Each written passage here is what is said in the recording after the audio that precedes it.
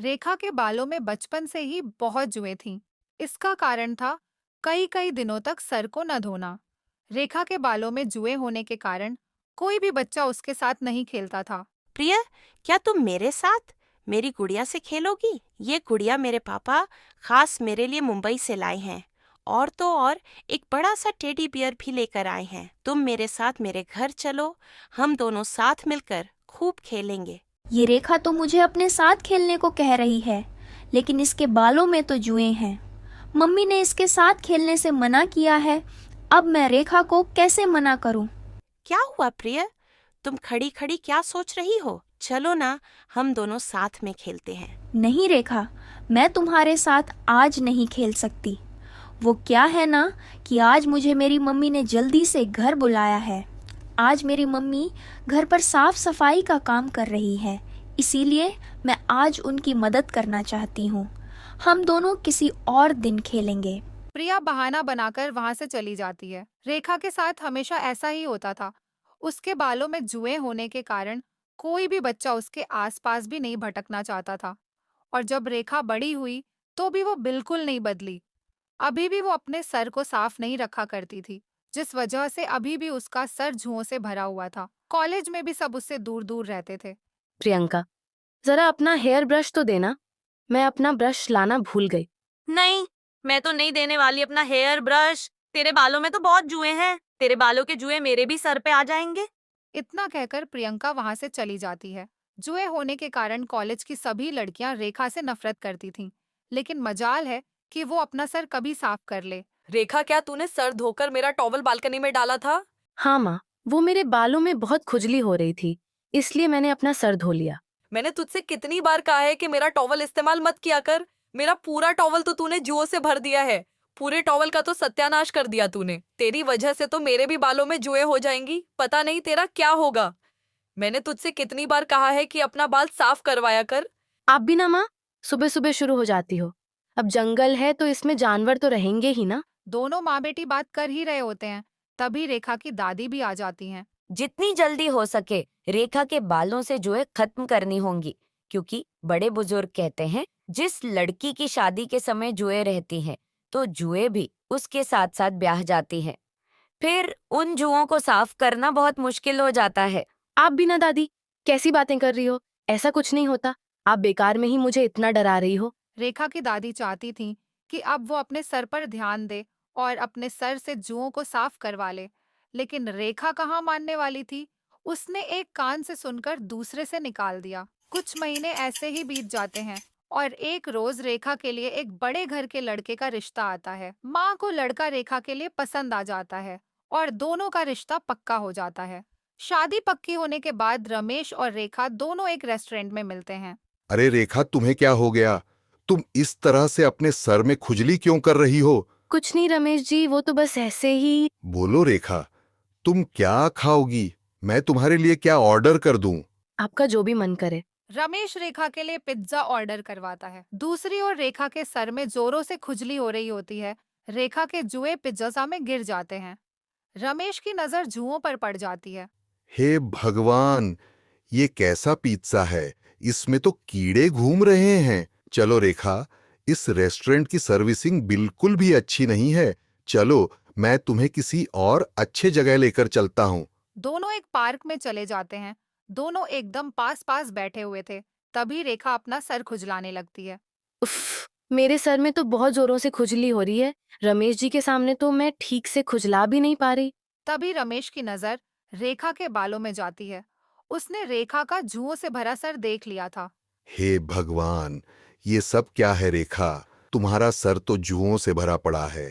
अब जाकर मुझे समझ आया कि तुम रेस्टोरेंट में अपना सर क्यों खुजला रही थी, और मैं ये भी समझ गया कि पिज्जा में कीड़े कहाँ से आए। वो जरूर तुम्हारी ही जुएं होंगी।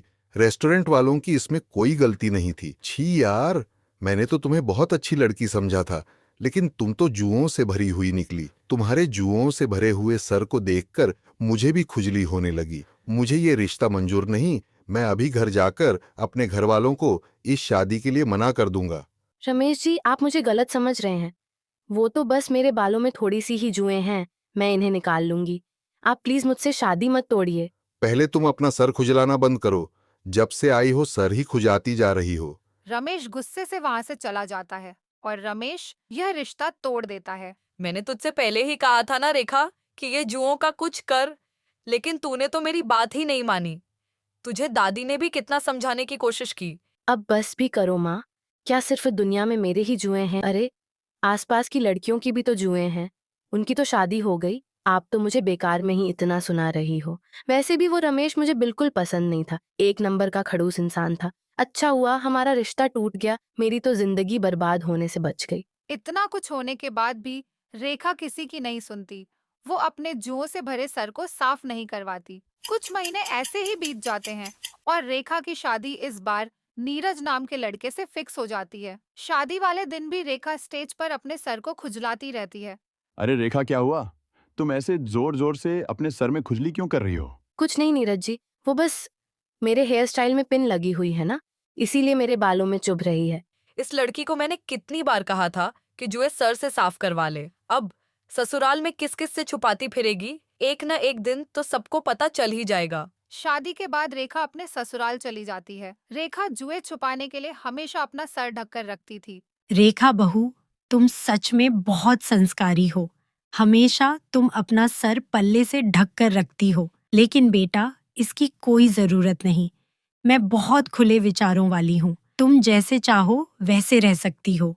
तुम्हें सर ढकने की कोई जरूरत नहीं है। नहीं माँ जी, मुझे तो सर ढककर रखना पसंद है। मैं तो अभी नई नवेली दुल्हन हूँ और नई नवेली दुल्हन को तो सर पर पल्ला रखना ही शोभा देता है। रेखा अपने कमरे में चली जाती है। नीरज के सोने के बाद वो अपना सर खूब जोर जोर से खुजलाने लगती है और बाथरूम जाकर जुओं वाली कंघी से सर को झाड़ने लगती है। जुओं वाली कंघी रेखा अपने मायके से छुपाकर लाई थी। कुछ दिनों तक तो सब कुछ सही चल रहा होता है, लेकिन एक दिन नीरज के सर पर भी खुजली होने लगती है। माँ, मेरे सर में बहुत खुजली हो रही है। ऐसा लग रहा है जैसे मेरे सर पे कोई कीड़ा काट रहा है। हे भगवान, तेरे सर पे कौन सा कीड़ा काट रहा है? जरा अपना सर तो दिखाना। हे राम, ये क्या है? तेरे सर पे तो बहुत सारे जुएं रेंग रही हैं, तभी तो तुझे इतनी खुजली हो रही है। लेकिन बेटा, हमारे घर में तो किसी के सर में जुएं नहीं हैं। फिर तेरे सर पे ये जुएं आई कैसे? माँ, आपके बालों में भी 4 जुएं चल रही हैं। मुझे साफ साफ नजर आ रही हैं। नीरज और उसकी माँ के सर पर भी जुएं पड़ जाती हैं। उस दिन तो बात छुप जाती है, लेकिन एक रोज सभी एक रिश्तेदार के यहाँ पार्टी में गए हुए थे, जहाँ एक औरत ने रेखा के बालों में जुएं देख ली थी। हे भगवान! मीना, तुम्हारी बहू के सर पे तो जुएं की फैक्ट्री है। इसके पूरे सर पर जुएं रेंग रही हैं। छी छी छी, तेरी तो जुओं वाली बहू है। खबरदार, जो मेरी बहू के खिलाफ एक भी शब्द कहा तो अरे हो जाती हैं किसी किसी को जुए। तो इसमें कौन सी बड़ी बात है? इससे तो छुटकारा भी पाया जा सकता है। तुम्हारी बहू बेटियों के सर पे कभी जुए ने नहीं पड़ी क्या? खबरदार, जो मेरी बहू के बारे में अब कुछ भी कहा तो। पार्टी में आई हो तो खाओ पियो और निकलो। दूसरों को परेशान मत करो।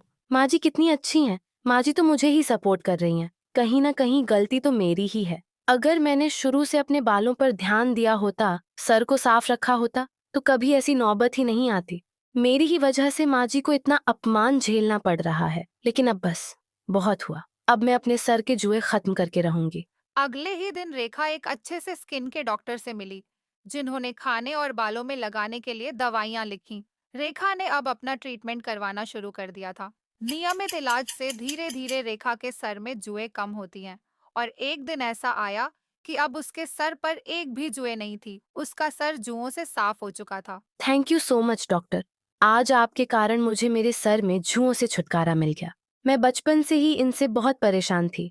सच में मुझे तो हमेशा ही सर में दर्द रहता था। हर समय बेचैनी होती रहती थी और जुओं के कारण खुजली होती थी। सो अलग। रेखा आज बहुत खुश थी। अब वो अपना सर घूंघट से ढककर नहीं रखती थी।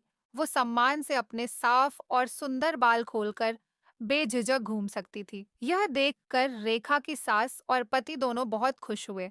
रेखा की माँ और दादी को जब यह बात पता चलती है, तो वो भी चैन की सांस लेते हैं कि आखिर रेखा ने अपने बालों की देखरेख करके जुओं से छुटकारा पा ही लिया। तो कैसी लगी दोस्तों आपको ये कहानी? हमें कमेंट्स में बताइए और अगर आप हमारे चैनल पर नए हैं तो हमारे चैनल को सब्सक्राइब करें और बेल नोटिफिकेशन दबाना ना भूलें।